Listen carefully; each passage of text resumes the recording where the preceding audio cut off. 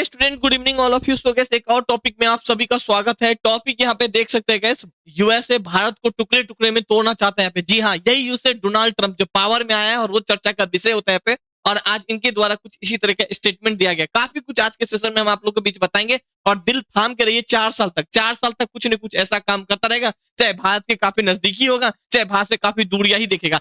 हमें तो ऐसा लग रहा है ना, एक्सपेक्टेशन में अगर थोड़ा सा करूं कि भारत की बहुत ही नजदीकियां दिखने वाले। क्यों? क्योंकि यूएसए को अगर सबसे ज्यादा अगर पावरफुल अगर देश दिख रहा होगा तो इंडिया ही अभी आप इनको दिख रहा होगा यहाँ पे, जो कि हमें सपोर्ट कर सकता है। खैर, आज के सेशन में काफी कुछ यहाँ पे चर्चा करने वाले। मैं हूं रितेश सिंह। गैस, अगर आप लोग पहली बार है हमारे चैनल को सब्सक्राइब करें, हमें सपोर्ट करें। और आपको पता होना चाहिए कि हम करंट अफेयर की क्लास भी लेकर आते हैं। करंट अफेयर तो आप बहुत ही पढ़ते होंगे, करंट अफेयर हम भी पढ़ाते हैं, लेकिन हम यहाँ पे लेके आते हैं कॉन्सेप्ट। कॉन्सेप्ट समझ में आ गया ना तो फिर करंट अफेयर से जैसा कोई सब्जेक्ट है नहीं यहाँ पे।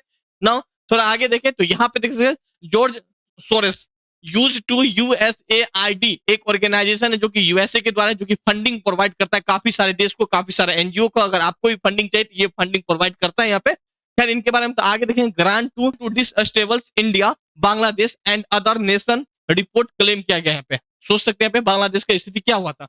बांग्लादेश का स्थिति यही तो हुआ था। यूएसए ने पहले बोला कि एक काम करो, हमें ना एक छोटा सा आइलैंड दे दो, हम अपना क्या बनाना चाहते हैं, हम अपना नेवी बेस बनाना चाहते हैं। वो बोला हम नहीं देंगे।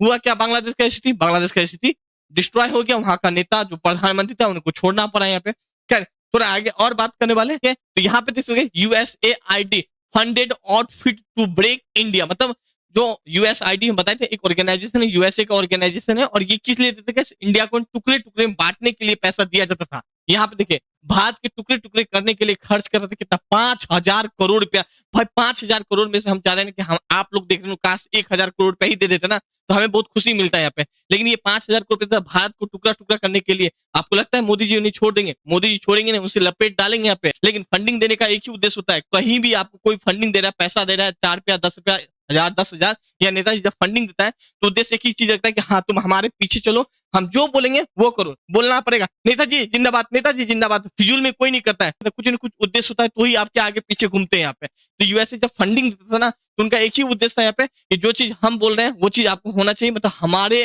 अकॉर्डिंग चलना है यहाँ पे। वो चाहते थे जो बाइडेन की सरकार यहाँ पे।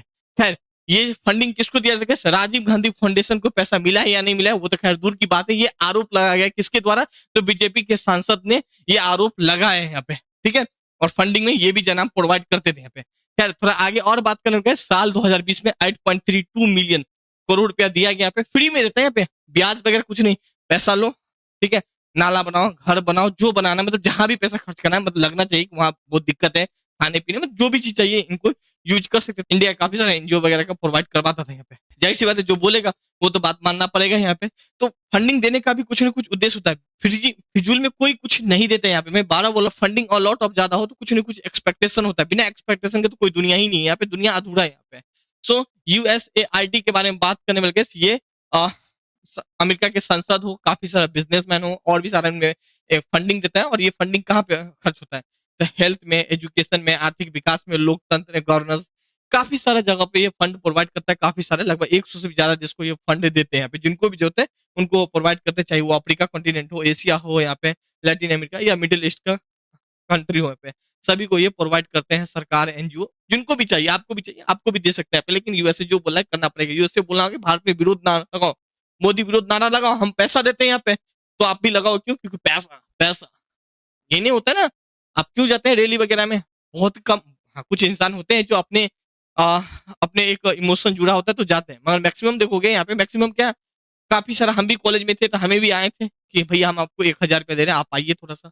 जब हम हॉस्टल में रहा करते थे तो जब बाहर लेके रूम लेते हमें भी ऐसे बोला जाता था। तो बस पैसा, कौन सा पैसा दिया तो भाई उन्हीं का नाम लेना ही लेना, लाजमी सी बात है। यूएसए जब पैसा दे रहा है तो एक ही उद्देश्य होगा यहाँ पे।